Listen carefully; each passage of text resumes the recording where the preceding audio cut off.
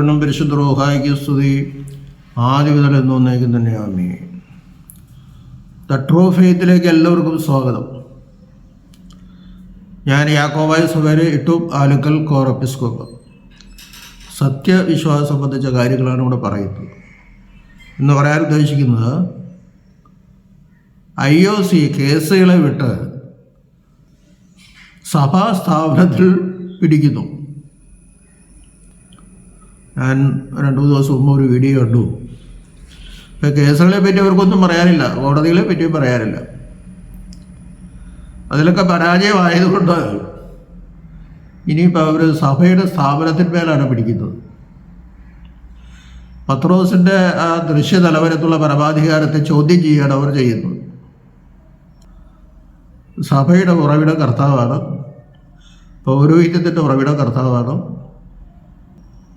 ഇതെല്ലാം ശരിയാണ്, അല്ലാതെ നമ്മളാരും പറയുന്നുമില്ല. പക്ഷേ മത്തായി 16:16 നമ്മൾ കാണുന്നത്, പത്രോസേ നീ പാറയാകുന്നു, ഈ പാറമേൽ ഞാൻ എൻ്റെ സഭയെ പണിയും. പാതാള ഗോപുരങ്ങൾ അതിന് ജയിക്കില്ല. പാതാളത്തിൻ്റെ ബന്ധനങ്ങളൊക്കെ ഇതിനെ തോൽപ്പിക്കാൻ പറ്റില്ല എന്നാണ്. അപ്പോൾ ഞാൻ ആരാകുമെന്നാണ് നിങ്ങൾ പറയുന്നതെന്ന് പറഞ്ഞപ്പോൾ അവിടെ 12 ശ്ലീഹന്മാരുണ്ടായിരുന്നു. പക്ഷേ പത്രോസാണ് എഴുന്നേറ്റെന്ന് പറയുന്നത്, നീ ജീവനുള്ള ദൈവത്തിൻ്റെ പുത്രനായ ക്രിസ്തുവാകുന്നു എന്ന്. ഉടനെ കർത്താവ് പറയുന്നു, പത്രോസെ, ജഡരക്തങ്ങളെല്ലാം സ്വർഗസ്ഥനായ എൻ്റെ പിതാവാണ് നിനക്കിത് വെളിപ്പെടുത്തി തന്നത്. നീ പാറയാകുന്നു, ഈ പാറമേൽ ഞാൻ എൻ്റെ സഭയെ പണിയുന്നു. വളരെ വ്യക്തമായിട്ടല്ല ഇവിടെ പറയുന്നത്. പിതാവ് വെളിപ്പെടുത്തി കൊടുക്കുകയാണ് പത്രോസിന്. തോമ അവിടെ ഉണ്ടായിരുന്നല്ലോ, മറ്റേ ശ്രീയന്മാരുണ്ടായിരുന്നു. അവർക്ക് ആർക്കും ഈ വെളിപാട് കിട്ടിയില്ലല്ലോ. അത് അഭിമന്യനായ ദിയസ്കോറോസ് തിരുമേനി, IOC സഭയിലെ ദിയസ്കോറോസ് തിരുമേനിയും മറ്റുള്ളവരും അത് അംഗീകരിക്കണില്ലേ? അംഗീകരിക്കേണ്ട പറ്റൂല്ലോ. പത്രോസ് ഏറ്റു പറഞ്ഞ വിശ്വാസത്തിന്മേലാണ് സഭ സ്ഥാപിക്കപ്പെട്ടത് എന്ന് പിതാക്കന്മാർ എഴുതി വെച്ചത്. ഈ വിശ്വാസം ഏറ്റുപറഞ്ഞ ആളെ ഉദ്ദേശം തന്നെയാണ്. വിശ്വാസത്തിൽ അന്ന് വലിയ കുഴപ്പങ്ങളൊന്നും ഉണ്ടായിരുന്നില്ല. സത്യവിശ്വാസത്തിൽ കാര്യം അറിയൂസ് വേദഗതികളൊക്കെ ഉണ്ടായിരുന്നെങ്കിലും പിന്നീടുണ്ടായെങ്കിലും അതിനൊക്കെ നിക്കാസോസ് ചേർത്ത് നിന്നു. ആ വിശ്വാസം എന്ന പാറമേലാണ് സഭ പണിയപ്പെട്ടത് എന്ന് പറഞ്ഞാൽ ഇപ്പോൾ പെന്തിക്കോസ്ത് സഭകൾ, നവീകരണ സഭകൾ മുതലായ സഭകളൊക്കെ അപ്പോസ്തോലിക സഭകളാണെന്ന് നമ്മൾ അംഗീകരിക്കേണ്ടി വരും. ഇപ്പോൾ പിതാക്കന്മാർ അങ്ങനെ തക്സായിൽ എഴുതി വെച്ചെങ്കിലും അത് ഏറ്റുപറഞ്ഞ ആളിനാണ് പ്രാധാന്യം. അതുകൊണ്ടാണ് കർത്താവ് പറയുക, ഈ പാറമേൽ ഞാൻ എൻ്റെ സഭയെ പണിയും. കർത്താവിനൊരു പാറയാണ്. ആ പാറയുടെ പ്രതിരൂപമായിട്ടോ പിൻഗാമി അവകാശിയായിട്ടോ, പിൻഗാമിയായിട്ടല്ലോ, പിൻഗാമി അവകാശി, അതാണ് ദൃശ്യതലവരെന്ന് പറയുന്നത്. കർത്താവിന് പിൻഗാമിയാവാൻ ദൃശ്യതലവരെന്നുള്ള രീതിയിൽ പത്രോസിന് സാധിക്കും. അത് കർത്താവ് കൊടുത്തതാണ്. അതിനെ മറികടക്കാൻ ആർക്കും സാധ്യമല്ലോ. ഇതിന് സ്വർഗരാജ്യത്തിന് താക്കോൽ ഞാൻ നിനക്ക് തരുന്നു, നിങ്ങൾക്ക് തരുന്നു എന്ന് പറഞ്ഞില്ല. ഇതൊക്കെ വീണ്ടും വീണ്ടും പറയിപ്പിക്കേണ്ട ആവശ്യമില്ല. അപ്പോൾ പത്രോസ് ആകുന്ന പാറമേൽ തന്നെയാണ് സഭ പണിതിരിക്കുന്നത്. അതിന് എല്ലാ ശിഷ്യന്മാർക്കും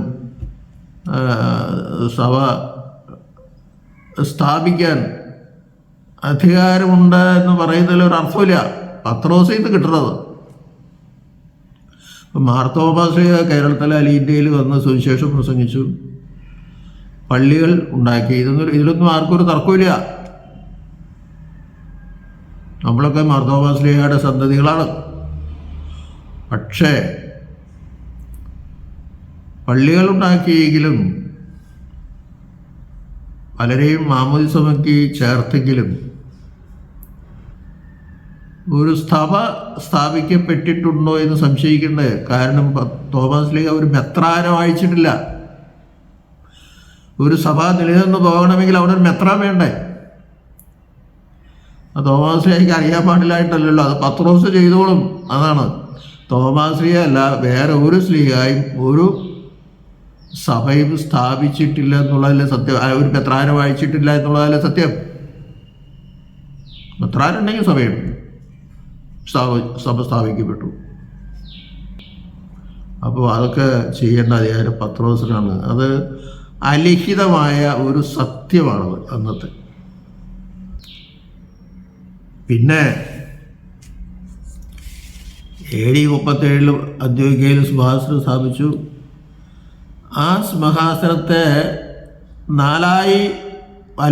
മൂന്നായി ഭാഗിച്ച് അന്ന് റോമാ സാമ്രാജ്യത്തിൻ്റെ ഉൾക്കൊള്ളുന്ന ആ 3 വിഭാഗങ്ങൾ അവിടെ ഉണ്ടായി. അന്ത്യോക്യ, റോമ, അലക്സാന്ദ്രിയ. കുസ്തന്തിനോപ്പൊലിസ് പിന്നീട് വന്നാണല്ലോ.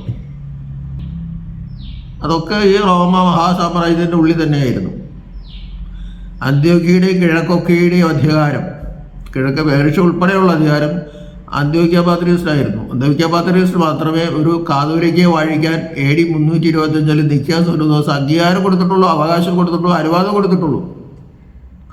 ഇതൊക്കെ സത്യമായ പരമാർത്ഥങ്ങളല്ലേ തിരുമേനി? അതൊക്കെ അതിനെപ്പറ്റി ഒന്നും തിരുമേനി പറയുന്നില്ല, ഒരു അക്ഷരം പറയുന്നില്ല. സഭയുടെ ഉറവിടം കർത്താവാണ്, അല്ലാതെ ഇപ്പോൾ ആളാരും പറയുന്നില്ല. സഭയുടെ ദൃശ്യതലവനായി പത്രോസിനെ കർത്താവ് അംഗീകരിക്കുകയും അവൻ്റെ മേൽ സഭ സ്ഥാപിക്കുകയും ചെയ്തു. സമ്മതിക്കാറില്ല. പിന്നെ ഇനി മറ്റൊരു കാര്യം പറഞ്ഞാൽ ഓർത്തഡോക്സ് സഭകളിൽ ഈ വിഷയം ഈ വാദം അവരെ ഉൾപ്പെടുത്തട്ടെ, അല്ലെങ്കിൽ അതിനെപ്പറ്റി അവർ സംശയങ്ങൾ ഉന്നയിക്കട്ടെ, അല്ലെങ്കിൽ അതിനെപ്പറ്റി ഒരു അജണ്ട അവർ അവതരിപ്പിക്കട്ടെ. തിരുമേനി ഓറിയന്റൽ ഓർത്തഡോക്സ് സഭ എന്ന് പറയുന്നത് നിങ്ങൾ അംഗങ്ങളല്ല. അതെന്താ ഇതുവരെയാണ് അംഗീകരിക്കാത്തത്? നിക്യ, കുസ്തന്തിനോപ്പൊലിസ്, എഫേസൂസ് ഈ 3 പൊതു സുനോദോസിലെ തീരുമാനങ്ങൾ അംഗീകരിക്കുന്നവർ മാത്രമാണ് ഓറിയന്റൽ ഓർത്തഡോക്സ് സഭകളിലെ അംഗങ്ങൾ. നിക്യ സുനോദോസിലെ ഒരു തീരുമാനമാണ് പത്രോസിൻ്റെ സിംഹാസനത്തെ 3ആയിട്ട് ഭാഗിച്ചതും അന്ത്യോക്യയുടെ കിഴക്കൊക്കെയുടെ അധികാരം കൊടുത്തതും. അതിനെ നിങ്ങൾ അംഗീകരിക്കാത്തോളം കാലം നിങ്ങൾ ഓറിയന്റൽ അല്ല. നിങ്ങൾ ഈസ്റ്റേൺ സഭകളിൽ വിടുന്നത് റൂമേനിയൻ സഭ, ബൾഗേറിയൻ സഭ, സെർബിയൻ സഭ, റഷ്യൻ സഭ, ഗ്രീക്ക് ഓർത്തഡോക്സ് സഭ, ഇങ്ങനെയുള്ള സഭകളിൽ അതിലേ നിങ്ങൾ പെടുത്താൻ പറ്റുള്ളൂ. ഈ ഈസ്റ്റേൺ സഭകൾ എന്ന് പറയുമ്പോൾ AD 451 കൽക്കീദോസിന്റെ തീരുമാനങ്ങളോട് യോജിക്കുന്നവരാണ്. അതായത് കർത്താവിൽ 2 സ്വഭാവമുണ്ട് എന്ന് കൽക്കീദോസ് തീരുമാനിച്ചു. അതിനെ അംഗീകരിക്കുന്നവരാണ് അവരുടെ ബൈസന്റൈൻ സഭകളെന്നും പറയാം. ആ തീരുമാനങ്ങളോട് അംഗീകരിക്കുന്നവരാണ് ബൈസന്റൈൻ സഭകൾ. സിറിയ ഓർത്തഡോക്സ് സഭ അതിനെ അംഗീകരിക്കുന്നില്ലല്ലോ. അപ്പോൾ നിങ്ങൾ സിറിയക്ക് ഓർത്തഡോക്സ് സഭയിൽ നിന്ന് എന്നേ വ്യതിചലിച്ചു പോയി. ഓറിയന്റൽ ഓർത്തഡോക്സ് സഭകളിൽ നിന്നും എന്നേ വ്യതിചലിച്ചു പോയി. എന്നിട്ട് ഇപ്പോഴും ഞങ്ങളിപ്പോൾ ഓറിയന്റൽ ഓർത്തഡോക്സ് സഭകളിലാണ്. ഈ ഓറിയന്റൽ ഓർത്തഡോക്സ് സഭകളുടെ സമ്മേളനം കൊല്ലത്തിലൊരുക്കി കൊടുക്കുന്നുണ്ട്. അവിടെ ഈ വാദം അവരെ ഉന്നയിക്കാത്ത എന്താ? നിങ്ങൾ ഉന്നയിക്കാത്ത എന്താണെന്ന് നിങ്ങൾ ഉന്നയിക്കാൻ നിങ്ങളെ കൂടെ സാധ്യമല്ല, നിങ്ങൾ അതിൽ അംഗങ്ങളും അല്ല. എന്നിട്ട് പിന്നെ അവിടെ കിടന്ന് ഉരുണ്ടിട്ട് ഞങ്ങൾ പിന്നെ ഒരു പ്രശ്നം ഉണ്ടാക്കണ്ടല്ലോ എന്ന് വിചാരിച്ച് പിന്നാതിരിക്കുകയാണെന്ന്. സിറിയക് ഓർത്തഡോക്സ് സഭ, കോപ്റ്റിക് ഓർത്തഡോക്സ് സഭ, അർമേനിയൻ ഓർത്തഡോക്സ് സഭ, ഈ 3 സഭാംഗങ്ങളും ആ 3 സഭയിലെ തലവന്മാരും അവർ വായിച്ച മെത്രാപ്പൊലീത്തന്മാരും അല്ലാതെ ഈ ഓർത്തഡോക്സ് ഓറിയന്റൽ ഓർത്തഡോക്സ് സഭകളിലെ അംഗങ്ങളല്ല. അതുകൊണ്ട് അതിനെപ്പറ്റി ഇനി വാദിച്ചിട്ട് യാതൊരു കാര്യമില്ല. നിങ്ങൾ തന്നെ അത് നഷ്ടപ്പെടുത്തി കളഞ്ഞു. 1912 നിങ്ങൾ കാതോലിക്കേറ്റ് സ്ഥാപിച്ചു എന്ന് പറയുന്നു. അപ്പോൾ നിങ്ങളൊക്കെ തന്നെ അറിയാം, ഒരു പാത്രിയർക്കീസ് മുടക്കപ്പെട്ടവരാണെങ്കിലും ശരി, ആ പാത്രിയർക്കീസിൻ്റെ കയ്യെ തലമേൽ വെച്ചെങ്കിലേ കാതോലിക്കേറ്റ് സ്ഥാപിക്കാൻ സാധിക്കുകയുള്ളൂ എന്ന് നിങ്ങൾക്കറിയാം. മുടക്കപ്പെട്ടവരാണെങ്കിൽ വേണ്ടില്ല, പത്രോസിൻ്റെ പിൻഗാമി എന്ന് വെറുതെ പറയപ്പെടണം, എന്തെങ്കിലും അർത്ഥമുണ്ടോ? അപ്പം നിങ്ങൾക്ക് തന്നെ അറിയാം. അതിന് ശീമയിൽ വെച്ച് പരിശ്രമിച്ച ആവുകൻ അന്ന് മത്തായി ഷമ്മാസനാണ് എൻ്റെ ഓർമ്മ. ആ ഷമ്മാസൻ ഉണ്ടാക്കിയ സൂത്രം ഇവിടെ വന്ന് പ്രയോഗിച്ചെങ്കിലും 1964 ആ ഷമ്മാസൻ ആവുകൻ കാതോലിക്കായപ്പോൾ ഈ 1964 ഈ അന്ത്യോക്യ പാത്രിയർക്കീസ്, അതായത് പത്രോസ് യാക്കോബ് തൃതീയൻ പാത്രിയർക്കീസ് സ്വഭാവ തിരുമനസ്സുകൊണ്ട് എഴുന്നള്ളി വന്ന് അദ്ദേഹത്തിൻ്റെ തലയിൽ കൈവച്ച് കൊടുത്തത്. എന്നിട്ട് നിങ്ങൾ പിന്നെ തോമായിക്ക് സുഭാഷനോടൊന്നും പറഞ്ഞ് തലവെക്കി കൊണ്ടുപോകും. AD 325 318 പിതാക്കന്മാരുണ്ടായിരുന്നു അവിടെ. തോമാസ് ശ്ലീഹായ്ക്ക് മറ്റു ശ്ലീഹന്മാർക്ക് സുഭാഷനുണ്ടെങ്കിൽ അവർക്കതൊന്ന് പറയാലോ. ആരൊന്നും മിണ്ടിയില്ലല്ലോ. ഇപ്പം നിങ്ങളിത് കുത്തിപ്പൊക്കി കൊണ്ടുവന്ന് 72-74 കാലഘട്ടങ്ങളിൽ വല്ല കാര്യമാണ്. അപ്പോൾ കാതോലിക്കാൻ ഞങ്ങളുടെ കാതോലിക്കുള്ളൂ. നിങ്ങൾ ഇപ്പോൾ ഒരു സഭ സ്വയം ഉണ്ടാക്കി സ്വയം ശീർഷകത്വമാണ് എന്നൊക്കെ പറഞ്ഞ് മാറിയിൽ യാതൊരു അർത്ഥമില്ല. തന്നെയല്ല, ഈ സഭകളുടെ പേര് തന്നെ ആ ആരാധനാ ഭാഷ ലിറ്റർജിക്കൽ ലാംഗ്വേജിൻ്റെ പേര് ആദ്യം വന്ന സിറിയക് ഓർത്തഡോക്സ് സഭ, സുറിയാനി ആരാധനാ ഭാഷയെ ഉപയോഗിക്കുന്ന സഭ. കോപ്റ്റിക് ഓർത്തഡോക്സ് സഭ കോപ്റ്റിക് ഭാഷ ആരാധന ഉപയോഗിക്കുന്ന സഭ. അർമീനിയൻ ഓർത്തഡോക്സ് സഭ അർമീനിയൻ ഭാഷ ആരാധന ഭാഷ ഉപയോഗിക്കുന്ന സഭ. ഗ്രീക്ക് ഓർത്തഡോക്സ് ഗ്രീക്ക് ആരാധന ഭാഷ ഉപയോഗിക്കുന്നു. റഷ്യൻ ഭാഷ ഉപയോഗിക്കുന്ന സഭകൾ. ഇങ്ങനെയുള്ളതാണ് പേരുകൾ. ലാറ്റിൻ സഭ ലാറ്റിൻ ഭാഷ ഉപയോഗിക്കുന്ന സഭകൾ. നിങ്ങൾ സിറിയക് ഓർത്തഡോക്സ് സഭയുടെ ഭാഗമല്ല, നിങ്ങൾ മലങ്കര ഓർത്തഡോക്സ് സുറിയാനി സഭ എന്ന് പറഞ്ഞൊരു ഒരു സഭയുണ്ടാക്കിയാണ്. ലോക ചരിത്രത്തിൽ ആദ്യം മുതൽ അങ്ങനെ ഒരു സഭ ഇല്ലെന്നുള്ളതല്ലേ സത്യം.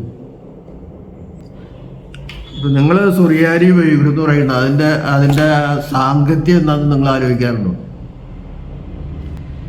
സിറിയൻ ഭാഷ എന്ന് പറയുന്നത് സെമിറ്റിക് ഗോത്രത്തിൽപ്പെട്ടതാണ്, സംശയമില്ല. ഷേമിൻ്റെ മക്കളുടെ ഭാഷയാണ് സെമിറ്റിക് ഭാഷ. ഇക്കാലത്ത് സുറിയാനി ഭാഷയിലെ ലിപികളെ കൽദായ എന്നും മോറാനായ എന്നും രണ്ടായി തിരിച്ചിട്ടുണ്ട്. സുറിയാനി ഭാഷയിലെ ലിപികളെ കൽദായ എന്നും മോറാനായ എന്നും രണ്ടായിട്ട് തിരിച്ചിട്ടുണ്ട്. ലിപിയിൽ അല്പസ്വല്പ വ്യത്യാസമുണ്ട്. സിറിയൻ പലസ്തീൻ ദേശത്തെ സുറിയാനി ലിപികളെ മോറാനായ സുറിയാനി അല്ലെങ്കിൽ പാശ്ചാത്യ സുറിയാനി എന്ന് പറയും. എവിടത്തേക്കാണ്? സിറിയ പലസ്തീൻ ദേശത്തെ സുറിയാനി ലിപികളെ മോറോനായ, അതായത് പാശ്ചാത്യ അല്ലെങ്കിൽ പശ്ചിമ സുറിയാനി എന്ന് പറയുന്നു. ഈ ലിപികളാണ് നമ്മൾ ഉപയോഗിക്കുന്നത്, യാക്കോബുകാർ ഉപയോഗിക്കുന്നത്. മെസോപ്പൊത്താമിയ മുതലായ ദേശങ്ങളിലെ സുറിയാനിയെ കൽദായ സുറിയാനി എന്ന് പറയുന്നു. അപ്പം നിങ്ങളിപ്പോൾ ഏത് ഭാഷ ഉപയോഗിക്കുന്നത്? നിങ്ങൾ അന്ത്യോഖ്യയുടെ ഭാഷ നിങ്ങൾ ഉപയോഗിക്കുന്നു, പക്ഷെ പേര് കൊടുത്തിരിക്കുന്ന മലങ്കര ഓർത്തഡോക്സ് സുറിയാനി സഭ എന്നാണ്. നിങ്ങൾ സിറിയക്ക് അല്ലെങ്കിൽ സുറിയാനി ഓർത്തഡോക്സ് സഭ എന്ന ആ സഭയിലെ ഒരു ഭാഗമാണ് ഞങ്ങളെന്ന് സമ്മതിക്കാത്തിടത്തോളം കാലം ഈ മോറാനായ സുറിയാനി, അതായത് പശ്ചിമ സുറിയാനി ഉപയോഗിക്കാൻ നിങ്ങൾക്ക് അധികാരമില്ല. മോറാനായ കർത്താവ് ഉപയോഗിച്ച ഭാഷയാണത്. സിറിയയിലും പലസ്തീനിലൊക്കെ ഉപയോഗിച്ചിരുന്നത് അരാമായ ഭാഷ. അതാണ് ഞങ്ങളെപ്പോഴും ഉപയോഗിക്കുന്നത്. മലയാളത്തിലുണ്ട്, ചെല്ലുന്നുണ്ട്, സുറിയാനിയിൽ ചെല്ലുന്നുണ്ട്. ആദ്യമൊക്കെ സുറിയാനിയിൽ മാത്രമായിരുന്നല്ലോ. മറ്റത് കൽദായ സുറിയാനിയാണ്. കൽദായ തന്നെ നെസ്സോറിയൻ്റെ ഭാഗമല്ലേ? ഒരു ഉദാഹരണം പറഞ്ഞാൽ ഖാദീഷ താലാഹ എന്ന് നമ്മൾ പറയുമ്പോൾ അവർ കന്ദീഷ ആലാഹ എന്ന് പറയും. അതാണ് പൗരസ്ത്യ സുറിയാനി. അപ്പോൾ നിങ്ങളൊന്നുകിലും അത് സ്വീകരിക്കുക, അല്ലെങ്കിൽ ഞങ്ങളെ ഇതിൽ നിന്ന് വേർപെടുത്തി തട്ടാൻ, അല്ല നിങ്ങളിതിൽ നിന്ന് വേർപെടുത്തി പോകും. അല്ലെങ്കിൽ നിങ്ങൾ മലങ്കര ഓർത്തഡോക്സ് എന്നുള്ളതിന് പകരം മലയാളം ഓർത്തഡോക്സ് സഭ, പിന്നെ സുറിയാനി ചേർക്കാൻ പാടില്ല. മലയാളം ഓർത്തഡോക്സ് സഭ എന്നർത്ഥം, ഇന്ത്യൻ ഓർത്തഡോക്സ് സഭ എന്നർത്ഥിട്ട് കാര്യമില്ല. എല്ലാവരും ആ ആരാധനയ്ക്ക് ഉപയോഗിക്കുന്ന ഭാഷയാണ് ആദ്യം പറയുന്നത്. അങ്ങനെയാണ് സഭകളെ പെട്ടെന്ന് തിരിച്ചറിയുന്നത്. ഓർത്തഡോക്സ് സഭകളിൽ ഈ 3 സഭകളുള്ളൂ: സിറിയക് ഓർത്തഡോക്സ് സഭ, കോപ്റ്റിക് ഓർത്തഡോക്സ് സഭ, അർമീനിയൻ ഓർത്തഡോക്സ് സഭ. എത്യോപ്യൻ സഭയൊക്കെ അതിന് മുമ്പുണ്ടായിരുന്നു. പക്ഷെ അവരൊക്കെ സ്വതന്ത്ര സഭകളെ തിരിച്ചു പോയപ്പോൾ അവരൊക്കെ തള്ളിക്കളഞ്ഞു. നിങ്ങളും ഈ സഭയിലുണ്ടായിരുന്നു. പക്ഷെ നിങ്ങൾ അന്ത്യോക്യ പാത്രീസിനെ അംഗീകരിക്കാതെ സ്വയം ശീർഷകത്വമുള്ള ഒരു സഭ സ്ഥാപിച്ചു. 12 മുതൽ നിങ്ങളും ഓട്ടോമാറ്റിക്കായിട്ട് ഇത് പുറത്തുപോയി. പിന്നെ ഞങ്ങളെ രംഗങ്ങളാണെന്ന് പറഞ്ഞെങ്കിൽ യാതൊരു അർത്ഥമില്ല. തിരുമേനി എന്തിനൊക്കെ പറഞ്ഞ് ഈ പാവങ്ങളെ പറ്റിക്കാന്നും മറ്റുള്ള ജനങ്ങളെ പറ്റിക്കാന്നല്ലാണ്ട് യാതൊരു കാര്യമില്ല. തിരുമേനിക്ക് അറിയാവുന്ന കാര്യങ്ങളാണ്, സംശയമില്ലാത്ത കാര്യങ്ങളാണ്. അതുകൊണ്ട് ശ്ലൈഹിക സിംഹാസനത്തിൽ നിന്ന്, പത്രോസിന്റെ ശ്ലൈഹിക സിംഹാസനത്തിൽ നിന്ന് മാത്രമാണ് പൗരോഹിത്യം നല്ലവരെ ഒഴുകുന്നത്. അല്ലെങ്കിൽ മാർത്തോമാശ്ലീഹ ഇങ്ങനൊരു മെത്രാപ്പോലിത്തയെ വായിച്ച് പിന്തുടർന്ന് സഭയെ കൊണ്ടുപോകില്ലേ? AD 345 ജ്ഞാനായക്കാർ വന്നതും AD 822 ശാപറോപ്രോതി പിതാക്കന്മാർ വന്നതും ഈ രണ്ട് സിറിയൻ കുടിയേറ്റക്കാരും അന്നത്തെ അന്ത്യോക്യ പാത്രീസിന്റെ കൽപ്പനയും അനുമതിയും വാങ്ങിച്ചാണ് ഇവിടെ വന്ന് സഭ സ്ഥാപിച്ചത്. ജ്ഞാനായത്വമ്മൻ്റെ കൂടെ ഒരു മെത്രാനും 2 വൈദികരുണ്ടായിരുന്നു. ആ മെത്രാനാണ് സഭയിൽ പിന്തുടർന്ന് സത്യവിശ്വാസത്തിൽ നിലനിർത്തിയത്. പിന്നെ 822 ശാപപ്രവർത്തിതാക്കന്മാർ വന്നു. കായംകുളത്ത്, ഉദയം, പേരൂർ, അകപ്പറമ്പിൽ, കൊല്ലത്ത് ഇങ്ങനെയൊക്കെ അവർ പള്ളികൾ സ്ഥാപിച്ചില്ലേ? അതൊക്കെ വളരെ വ്യക്തമായ രേഖകളുള്ളതല്ലേ? AD 325 വരെ അന്ത്യോക്യ പാത്രീസ് മെത്രാന്മാരെ അയച്ചതായിട്ട് നമുക്ക് വ്യക്തമായ രേഖകളില്ല. അതുകൊണ്ട് അതിനെപ്പറ്റിയൊന്നും പറയാനും പറ്റില്ല. പക്ഷേ 1665 പറവൂർഭാവം വന്നപ്പോൾ മാത്രമേ ഇവിടെ അന്ത്യോക്യ വിശ്വാസം ഉണ്ടായുള്ളൂ. എന്ന് പറഞ്ഞു കഴിഞ്ഞാൽ അന്ത്യോക്യ സിംഹാസനത്തിന് കീഴിൽ വന്നോളൂ എന്നൊക്കെ പറഞ്ഞാൽ ഒരർത്ഥമില്ല. ഉദയംപേരും സുന്നോദോസ് കൂടിയതും ആ 1653 കൂനംകുരി സത്യമൊക്കെ നമുക്ക് അറിയാവുന്ന കാര്യങ്ങളല്ല. ഞാൻ അതിനെപ്പറ്റി വിശദമായിട്ട് അവിടെ പറഞ്ഞു പോകേണ്ട കാര്യം ഇല്ല. പത്രോസാകുന്ന ആർമേലാണ് സഭയെ പണിതത്. ഈ വിശ്വാസം തന്നെയാണ് പരിശുദ്ധ പാത്രീസ് ബാവായും ശ്രേഷ്ഠ കാതോലിക്ക ബാവായും പറഞ്ഞിട്ടുള്ളത്. പാത്രീസ് ബാവ, പരിശുദ്ധ പാത്രീസ് ബാവ നമ്മുടെ വിശ്വാസം എന്ന് പറഞ്ഞാൽ നിങ്ങളുടെ വിശ്വാസമല്ല, യാക്കോബായക്കാരുടെ വിശ്വാസം പറഞ്ഞത്. നിങ്ങളുടെ അതിൽ ഉൾപ്പെടുത്തിയിട്ടില്ല.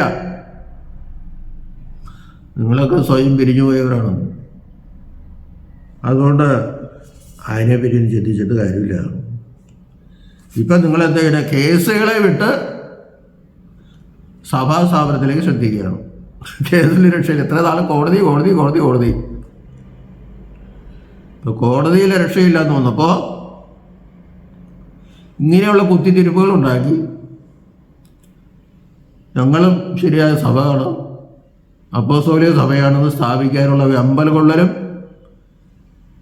വിഷമിക്കലൊക്കെയാണ്. ഇടയ്ക്കിടയ്ക്ക് വർഗീസ് ചില പറഞ്ഞ പഴയ കാര്യങ്ങളൊക്കെ വീണ്ടും ഉറപ്പിച്ചവരുണ്ടവരുണ്ട്. അത് ആരാധന ശരിയാനുമില്ല. ഇടയനലച്ചനാണ് ഇപ്പം മിണ്ടാട്ടോ ഇല്ല. ഇത് അവിടെ പോയി തോന്നറിയാൻ പാടില്ല. ഇപ്പം ദിയസ്കോറോസ് സിനിമേനെയാണ് ഇപ്പോൾ വാളും അടിയൊക്കെ ആയിട്ട് പത്രോസിനെ അടിക്കാൻ തുടങ്ങുന്നത്. ഒരുത്തരും എഴുതി വെച്ചിരിക്കുകയാണ്, പത്രോസ് എഴുതിയിട്ട് അതിൻ്റെ അടിയിൽ പത്രോസ് നീ മാറിയെന്ന് പറഞ്ഞിട്ട് അടിയിൽ തന്നെ പത്രോസ് നീ സാത്താനാകുന്നെന്ന് പറഞ്ഞിട്ടുണ്ട്. എൻ്റെ മരണത്തിൽ നിനക്ക് വിശ്വാസം വരുന്നില്ലെങ്കിൽ നീ പിശാചാണ്. എൻ്റെ മരണത്തിൽ കൂടി മാത്രമേ രക്ഷയുള്ളൂ. അത് അവന് മനസ്സിലായില്ല, ആർക്കും മനസ്സിലായില്ല. അതുകൊണ്ട് അവനെ അത് പറയിപ്പിച്ച് പത്രോസിൻ്റെ മേൽ പിശാച് വന്ന് പറയിപ്പിച്ചതാണ്. അതുകൊണ്ടാണ് പത്രോസിന് പിശാച് ഇനി മാറിപ്പോകുമെന്ന് പറയുന്നത്. അല്ലാണ്ട് പത്രോസിനെ പറഞ്ഞല്ലത്. ഇന്നും ഈ പത്രോസിൻ്റെ മേൽ വന്ന പിശാച് IOC സഭകളിൽ വന്നിട്ട് ഈ വേദവിരീതി പറഞ്ഞു കൊടുക്കുകയാണ്. അങ്ങനെയല്ലേ? അതാണ് സത്യവും. അത് ജനങ്ങളൊക്കെ അറിയാം. രണ്ടാമത് ഇതും പറഞ്ഞൊന്നും ജനങ്ങളെ തെറ്റിദ്ധരിപ്പിച്ചുകൊണ്ടൊന്നും ഒരു കാര്യമില്ല. നിങ്ങൾ പൗരസ്ത്യ കാതോലിക്കാത്തവരുണ്ട്. പൗരസ്ത്യ സഭകളൊക്കെ ഞാനിപ്പോൾ മുൻപറഞ്ഞ സഭകളൊക്കെ നിങ്ങൾക്ക് നിങ്ങളുടെ കാതോലിക്കായ്ക്ക് മുകളിൽ ഒരു പാത്രാരസ്ഥ ഏതാ നിങ്ങൾ പറ. എന്നിട്ട് വേണ്ട പൗരസ്യവും പശ്ചിമവും തെക്കും മുടക്കമൊക്കെ പറയാൻ. അപ്പം അതില്ല നിങ്ങൾക്കിത് പിന്തുടർച്ചയില്ല. മുൻഗാമികളെ നിങ്ങൾക്ക് കാണിക്കാനുമില്ല. എന്നിട്ട് ഞങ്ങളാണ് ശരിയായ സഭ, ഞങ്ങൾ മാർത്തോമാ ശ്ലീഹായാൽ സ്ഥാപിക്കപ്പെട്ടതാണ്, അതാണ് ഇതാണ്. മാർത്തോമാ ശ്ലീഹയ്ക്ക് സിംഹാസനമുണ്ട്. ഇതൊന്നും പറഞ്ഞാലും ഒരർത്ഥമില്ല തിരുമേനി. അതുകൊണ്ട് സത്യസഭ കാനോനികമായി വഴിക്കപ്പെട്ട ഞങ്ങളുടെ ശ്രേഷ്ഠ കാതോലിക്ക ആബോന്മാർ ബസേലിയോസ് ജോസഫ് ബാവായെ പരിശുദ്ധ പാത്രികീസ് ബാവയെ അംഗീകരിച്ചുകൊണ്ട് കൂടിപ്പോകാൻ സാധ്യമല്ലെങ്കിൽ വേറെ സഭയായിട്ട് നിൽക്കുക. നിങ്ങൾ ഇവിടെ അഭിപ്രായമായിട്ട് കോടതി കൊടുത്തു, അങ്ങനെ തന്നെയല്ലേ? രണ്ട് സഭകളാണെന്നല്ലേ? പിന്നെ അത് തിരിക്കാൻ നോക്കി. അതൊന്നും കോടതി അതൊന്നും കണക്കിലെടുത്തിട്ടില്ല. അങ്ങനെ പറ്റി കോടതി മിണ്ടണ പോലുമില്ല. അപ്പോൾ 2026 ജനുവരി 31 വിധി അനുസരിച്ചുള്ള ഹൈക്കോടതി തീരുമാനങ്ങളാണ് സുപ്രീം കോടതി അംഗീകരിച്ച് ഇപ്പോൾ പ്രസ്താവിച്ചിട്ടുള്ളത്. ഇനി ഇതിനെ മറികടന്നൊന്നും പറയാനില്ല. ശബരിമലയിലെ കേസ് വന്നപ്പോഴെന്താ, പൂർവീക പാരമ്പര്യം എന്താണോ അത് നിലനിൽക്കാനാണ് കോടതികൾ ആഗ്രഹിക്കുന്നത് എന്നാണ് ഞാൻ മനസ്സിലാക്കുന്നത്. അതിന്മേൽ കൈകടത്താൻ കോടതികൾ ആഗ്രഹിക്കുന്നില്ല. സഭയുടെ ഭരണഘടന ഉള്ളപ്പോൾ തന്നെ ഒരു മതവിശ്വാസത്തെ എതിർക്കുവാൻ പൂർവിക പാരമ്പര്യങ്ങളുണ്ടെങ്കിൽ അതിനെ അംഗീകരിച്ചു പോകണം. ഇവരുടെ പൂർവിക പാരമ്പര്യം 1912 അതിനു മുമ്പൊന്നുമില്ല അവർക്ക്. കാനോന നിയമങ്ങളൊക്കെ അവർ ധികരിച്ച് പുതിയ ഭരണഘടനയൊക്കെ 1934 ഉണ്ടാക്കി. അതിനൊന്നും യാതൊരു കാര്യമില്ല. അതൊക്കെ അപ്രസക്തമാണ്. പള്ളി പൊതുയോഗത്തിനാണ് വികാരി ആരാന്ന് തീരുമാനിക്കാൻ അധികാരം. അവരെ റെക്കമെൻഡ് ചെയ്യണം മെത്രാന്. ആ റെക്കമെൻഡേഷൻ തിരുത്താനൊന്നും മെത്രാന് അധികാരമില്ല. 34 ഭരണഘടന അധികാരം കൊടുത്തിട്ടുണ്ട്. മെത്രാനെ തിരുത്താം, അവസാനം കാതോലിക്കുകയും നേരുന്നു. അതൊക്കെ ട്രസ്റ്റ് രൂപീകരണത്തിൽ വന്നേക്കണ വിശ്വാസവും ട്രസ്റ്റല്ല. ട്രസ്റ്റ് വേറെ, വിശ്വാസം വേറെ. ഞാൻ ദീർഘമായിട്ട് പറയുന്നില്ല. അപ്പോൾ പത്രോസിനെ ഇകഴ്ത്തി കെട്ടാനും അന്ത്യോക്യ വിശ്വാസത്തെ, അതായത് പത്രോസ് ഏറ്റു പറഞ്ഞ വിശ്വാസത്തെ തള്ളി പറഞ്ഞ് അന്ത്യോക്യ പാത്രിയാർക്കീസിനെയും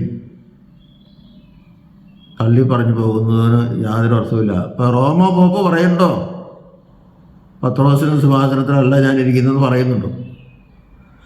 കോപ്റ്റി സഭ സ്ഥാപിച്ചത് മർക്കോസിൻ്റെ തലമേൽ പത്രോസ് കൈവച്ച് പത്രോസിനെ മെത്രാനാക്കിയാണ് അലക്സാണ്ട്രിയയിലേക്ക് അയച്ചത്. അദ്ദേഹമാണ് അവിടെ സുവിശേഷം പ്രസംഗിച്ചത്. അല്ലാണ്ട് അദ്ദേഹത്തെ അവിടെ ഒരു സിംഹാസനം സ്ഥാപിക്കാൻ പറ്റുമോ? ഒരു ശ്ലീഹ പോലും അല്ല മർക്കോസ്. എന്നിട്ട് വെറുതെ അതൊക്കെ പുറത്താക്കണം. അർമേനിയ സഭ പത്രോസിൻ്റെ സിംഹാസനത്തെ അംഗീകരിക്കുകയാണ്. അതുപോലെ പത്രോസിൻ്റെ സിംഹാസനത്തെ അംഗീകരിച്ചുകൊണ്ട് മുന്നോട്ട് പോകുക. അതാണ് അഭ്യാമ്യമായിട്ടുള്ളത്. ദൈവം നമ്മെല്ലാവരെയും അനുഗ്രഹിക്കട്ടെ.